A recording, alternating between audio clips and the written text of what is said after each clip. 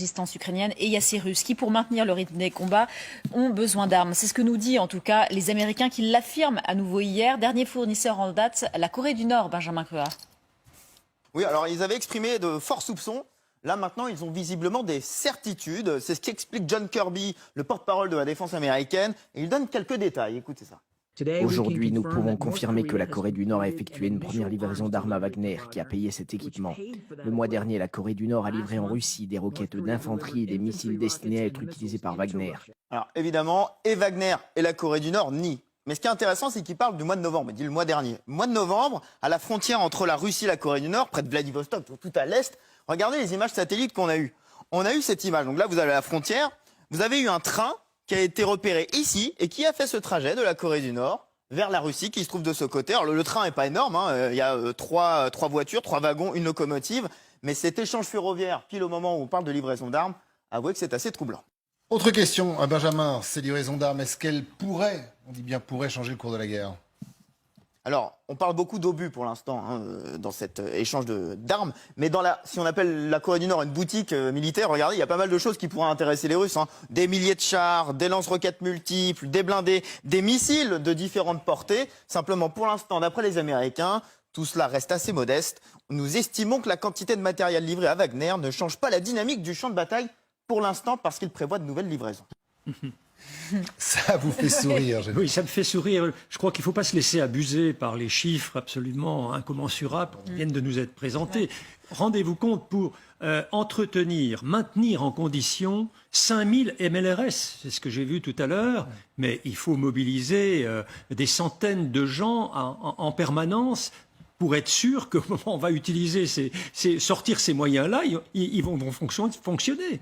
Donc, il ne faut pas du tout se laisser abuser par ces chiffres-là. Il y a sans doute un certain nombre de matériel et surtout des stocks de munitions. Sur les obus, oui. Surtout les obus. Le reste, et en plus, après, il faut former les gens avec ça. Parce que, si j'ai bien compris, Wagner, qui est le principal acheteur en ce moment, va recruter dans les prisons. Ce pas des gens qui sont coutumiers de ce type d'armement. Donc ça va. Non, mais ce qui est intéressant, c'est que Wagner utilise les méthodes d'une milice. Alors, on va peut-être pas revenir sur l'ami du président russe qui a été récemment libéré par les Américains, mais qui est l'un des plus grands trafiquants d'armes de la planète. Mais ça pose aussi la question, bien évidemment, du fait que Wagner a du mal, en tout cas, Vincent, à s'approvisionner dans les stocks de l'armée régulière.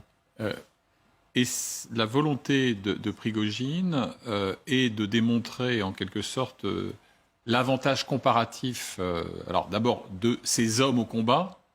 Il n'y parvient pas, notamment à Barmout où la progression est millimétrique en dépit de l'engagement de plusieurs milliers de Soudar Wagner.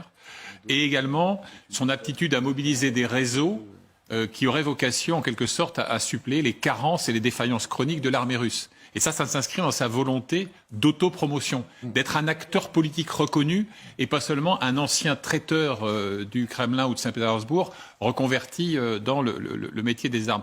Le facteur nord-coréen, rembobinant un peu le film, vous vous souvenez peut-être qu'au cœur de l'été, il avait été question de 100 000 volontaires, entre guillemets, nord-coréens, ce qui était évidemment un oxymore. Les volontaires nord-coréens, ça n'existe pas.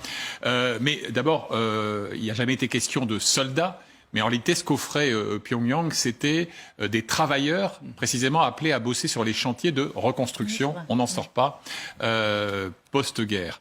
Et puis ensuite, il y a eu, fin octobre, début novembre, source américaine encore, un propos sur des livraisons d'obus, alors obus vintage, à l'ancienne, rien de moderne, par la Corée du Nord, mais à l'armée fédérale russe. Et là, dans un troisième temps, puis aussi un côté, les parias parlent aux parias, parce que quand même, on va se fournir plus ou moins auprès de la Corée du Nord, auprès de l'Iran.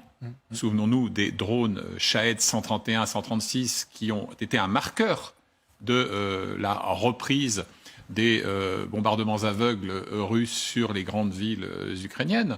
Donc, je veux dire, tout ça, c'est aussi à inscrire dans un contexte où Poutine, à un moment donné dans l'adversité, a été contraint de sous-traiter la conduite de la guerre à des Soudars, les gens de Wagner, à des islamistes, les Tchétchènes de Kadyrov, et que, sentant aussi l'amertume que ça suscite dans l'état-major, au niveau du ministère de la Défense, essaye de reprendre les choses en main se pose en chef suprême des armées, fait parader tout ce que le Kremlin compte de torses médaillés.